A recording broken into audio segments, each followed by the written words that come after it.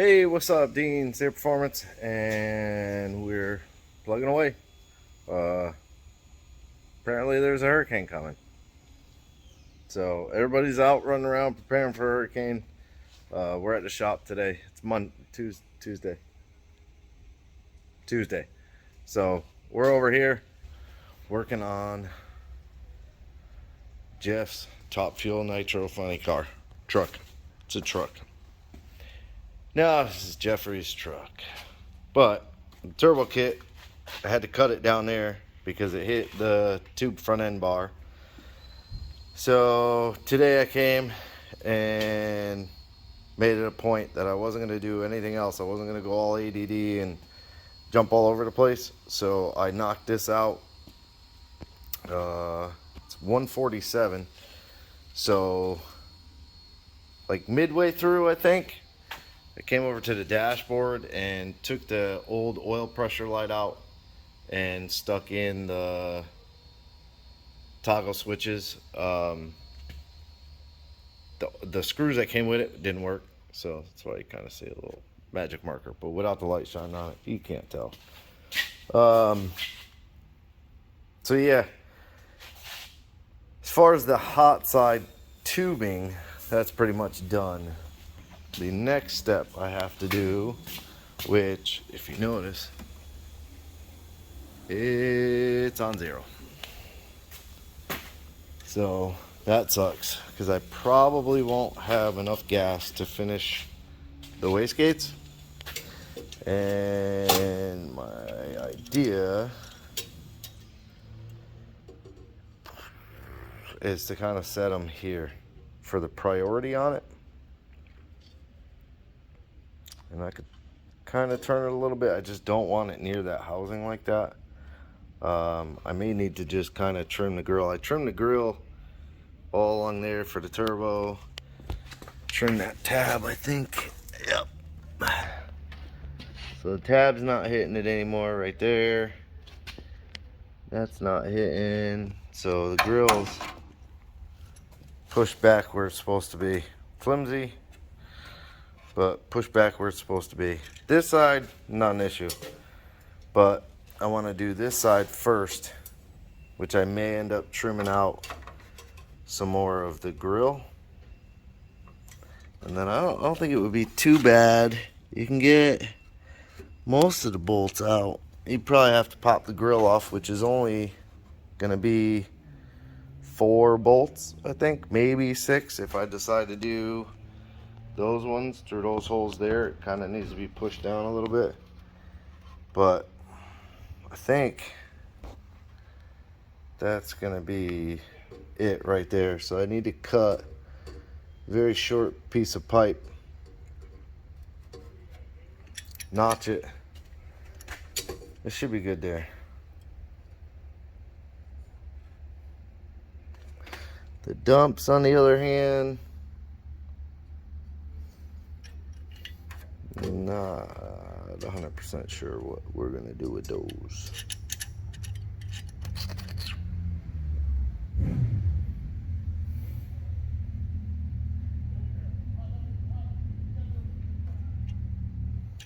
Guess I could turn it sideways, possibly make the dump go through there. Be a bitch though.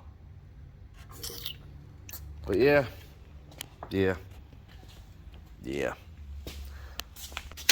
So that's what I'm working on. Probably. All right. Check the spring in it. Should be good. I don't know how long I'm staying today. It's like almost 2. Somebody parked in front of me. Maybe what I'll do now is the gas pedal. Kind of think about the wastegates. I'll get the gas pedal done. That way all that stuff is done. That's what I'll do. I'll be back. Okay, so I did not get to finish the wastegates. I didn't even get to start on them really. My bottle is totally empty. I did the throttle cable. So that's all hooked up now. I bent the pedal, put it in. It wasn't really lined up real good, so I ended up cutting that section out and welding it back together. So the pedal's in there now. And then I jumped on the steering wheel. I put a bar across. Like I said, he came up the other day. We took a bunch of measurements of where he wanted it placed, where it was best. And you can see how off center it is from where the factory column would go. So I cut a piece of tube, welded it to the column, cut a piece of flat stock, bolt that up so we could pull the column back out. I have to do another tube on this side to add more support to it, obviously. Then I started, and has been nothing but a fight on the steering stuff. So I got all the knuckles in, I got the 3/4 bar, and I can't get from the column to the rack in one shot. There's just no way to do it unless I cut the column way back up there and run the bar on a really small angle, but we're not doing that. So I have a bunch of those steering rod, like Heim joints. They're Heim joints. They're 3/4 Heim joints. So they come with 2 nuts. Basically, what I'm going to do with that one is, because I got to use a couple of different. How the hell did it get stuck in there? There it goes. Because I got to use a couple different knuckles, I'm going to take and drill and weld a plate across probably the bottom of that motor mount, and then this will sit through that plate and bolt in, and then there'll be a knuckle right in front of it that'll come up to that knuckle there. And then, because the plate that goes here will run into that, instead of chopping this plate up, and I just kind of started cutting, and I'll finish cut everything out when I'm done with the steering, and then I'll make one panel to just weld back in there. It'd be an easier way to do it. I could weld it from, I could put the panel from the inside, and I could just throw a bunch of tacks from the outside on it, get it welded back in, and I'll seam seal it up. So that's done. And then I have to figure out how I'm going to do the column to the firewall, which I have this boot, which is honestly a master cylinder boot, but it just so happens that the hole is 3/4 and it's like a squishy boot. So I could stick this up against that lock collar, maybe, if that lock collar is in the right place, and jam this against the firewall to have a big enough hole. But I think I gotta cut the column back a little bit more to get that joint there, that steering joint, inside the firewall to come down. But I gotta get that Heim joint done first.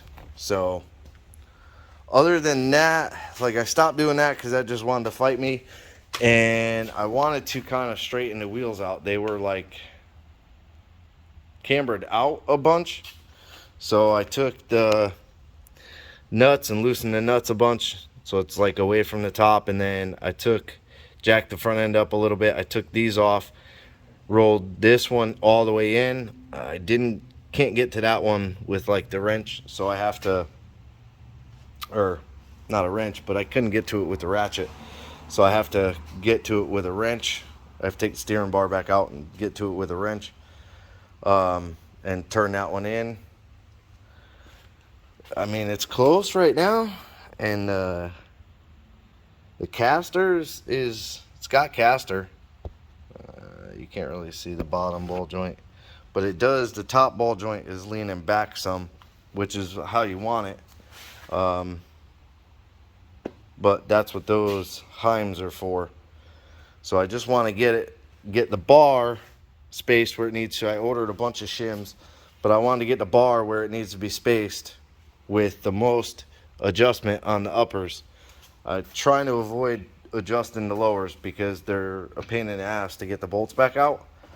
This side, same thing. I loosened the nuts, pulled the rod away, and both of these, I didn't crank this one all the way in, but I cranked that one all the way in. This one's got quite a bit of caster, but the tire is straight up and down. Then I took that tie rod end off because the rack needs to be cut down. It's actually cambered in a little bit right now, which is good because we have a ton of adjustment on the uppers. Even with less shims, I could tighten that back in. So there's two ways to adjust. You could do it with shims, or you could do it with the Heims. I'm gonna get it really, really close with the shims, as close as I can, anyways. And then my alignment guy Sam over at Sal's Garage, what I'll do is when I have the shims and everything after this storm is gone and next week, because I don't even know if I'll be here the rest of this week, what I'll do is I'll call him and say, hey, you know, what's my camber angles? Caster, I'm not going to worry about. I don't really have a way to measure the caster, but I can get the camber number from him, which I think is about 1 degree. I don't remember. And I can get a toe in number from him, like a rough number, so that at least the truck will be drivable. And then once it's drivable, I could bring it over to him, have him fully align it. I don't know. We'll see. But I also, I don't know, got bored and needed something different to do. So I put the toggle switch from here, that was this one, that I put for a momentary to be the starter. I put that switch in the firewall. Or no, sorry, no. I took the other momentary I had. And I'm going to hook that to the starter. So that if I'm out here and need to start it or something, I don't have to keep going around and bumping it. I could just push it from here, or I could leave the ignition off and I'll have this hot all the time and it'll trigger the starter. So that, like, if I'm watching for oil pressure or, checking rockers or something like that, you see that on all the fancy cars. So, I don't know, bored out of my mind. But for now, Jeff's S10. Might be a couple days before we get back on it. Hopefully not, but we will see what happens. But I appreciate you watching. Like, subscribe to the channel, hit the bell to be notified, leave me a comment. Have a good day.